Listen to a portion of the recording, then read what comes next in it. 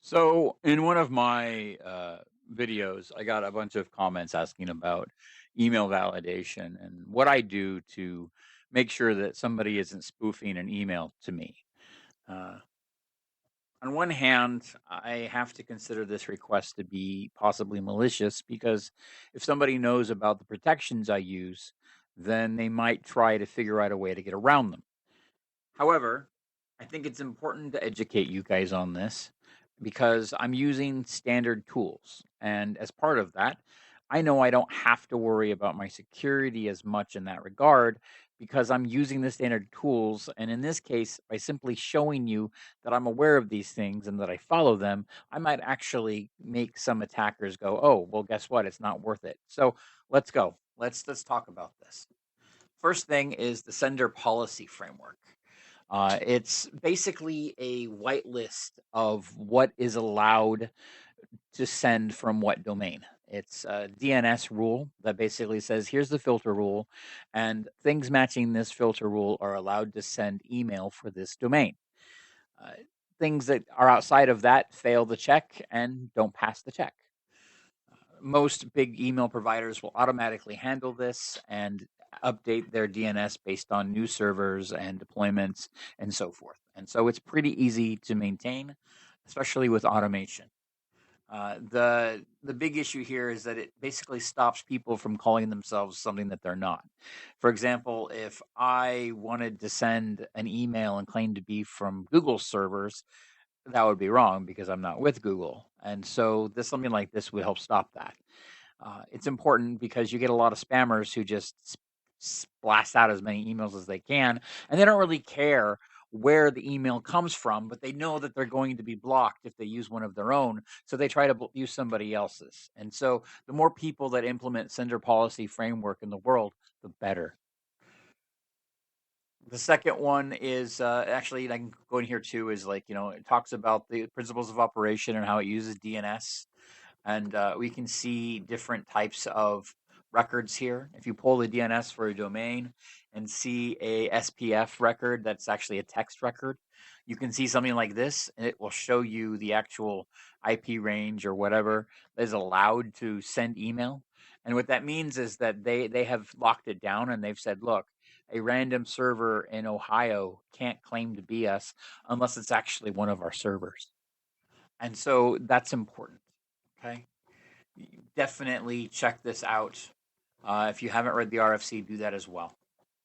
Now, the domain keys verified mail is basically kind of like what we just talked about, except it uses encryption as well. And so what happens is you add a header, you add a DNS entry for a cryptographic key, usually something that uses RSA, and at that point, you then check the headers of every email to make sure that they've been cryptographically signed with that key. And part of this is that that key is public, but it doesn't include the private data that allows them to sign in all cases. And so the big issue here is that if you have a very secure system, you can actually use this to say, okay, fine, this particular email was not signed correctly. It fails our checks. It's not one of us, and therefore we're going to mark it as suspect. As you can see, we've got different signing algorithms, different signing domain identifiers. We can do things like length and expired times and all sorts of fun stuff on the body hash and user identifiers and things like that. And so what this does is it allows you to use the header, DKIM signature header, to show all of this per email.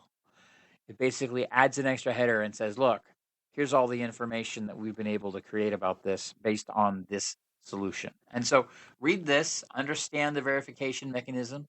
In this case, it's showing an RSA key, like I said before. And you basically do a NS lookup and look at the DNS records, and you look at your domain key for the domain, and you actually go in and make sure they match. This is critical. This is something that if it's supported, I look at it a lot deeper and I go, wow, they've actually got their stuff together. And it's important to do these two things because these two things are the SPF and domain keys are the two legs that DMARC stands on. Okay. DMARC is an extension of both of these two things. Okay. If sender policy framework is the right leg, domain keys identified mail is the left leg, then this is the pure body of actually keeping your email secure, because it also provides things like monitoring. Okay. Uh, you can stop delivery of emails that are suspect.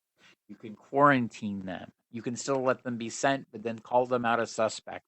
You can all do sorts of fun stuff. And you can even bounce them to a report, which is the big aspect of this. You see, these reports can be set up and automated so that as part of spam efforts, you can actually track who's trying to send email as you and get an early warning on threat detections automatically. Somebody tries to send an email and pretend to be you, you get a report sent via XML to something that you've configured using this system. And then if you have the right automation, it can literally build out the report, the evidence, etc., and deal with it. And so anti-spam efforts are, how can I say this? Spam sucks. I hate spam. Okay. And a lot of people recognize that email is mostly just blast and pass, which is send out as much spam as possible, get somebody to click a link malicious that's malicious, and harm them. I don't click any link on any email unless I've checked it first. And in this case, I also like to hover above it and see what the real link is, because I've got everything set up to allow me to do that. A lot of people will also send out fake links or links that redirect. I don't click those at all. You shouldn't either. Uh, just remember that I also have malware and a bunch of other things blocked in my home DNS for my router, so there's that too. Because I use 1.1.1.2 for my DNS, which means they do a lot of malware filtering automatically. But the big thing about this is that your setup needs to explicitly be set up in DNS just like everything else. Okay. And if you have set up a DMARC and you're setting things up for reports, the very minimum, you have to have a dedicated email for that. Okay. Now, how you handle that email inbox is up to you. Some people with really small companies just have it forwarded to somebody else in power, and it's a part of their daily workload to deal with the gigantic bursts of spam that sometimes happen. But a lot of big companies actually automate it. They send it to a specific email that is then sent out with automation that sits there and says, okay, fine. Every time we get an email at this address, we're going to process the XML attachments appropriately, build out the automation, and then process it as needed. And I've seen that happen as well. In fact, in one test, I've seen one system where somebody sent a test email and accidentally got their uh, test domain blocked automatically because of it, which is technically working as intended. So it was a successful test.